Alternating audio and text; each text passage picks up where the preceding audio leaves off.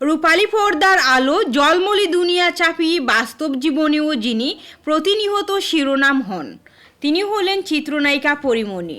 ঢাকাই চলচ্চিত্রের এই গ্ল্যামারাস নায়িকা আবারও ভক্তদের হৃদস্পন্দন বাড়িয়ে দিলেন নিজের সোশ্যাল হ্যান্ডেল ফেসবুকে প্রকাশ করা একগুচ্ছ ছবিতে।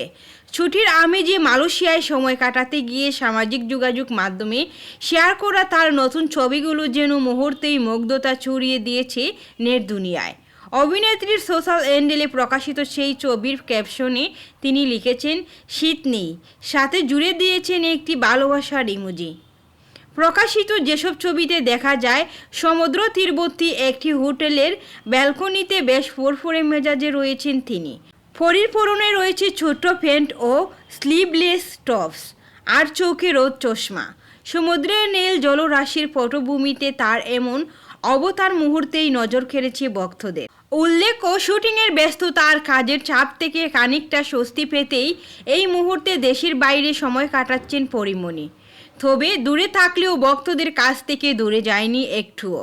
রূপালী পর্দায় ফেরার প্রস্তুতির ফাঁকেই সামাজিক যোগাযোগ মাধ্যমে নিয়মিত ছবি ও ভিডিও শেয়ার করে আগ্রহ আরও কৌতূহল জিয়ে রেখেছেন তিনি।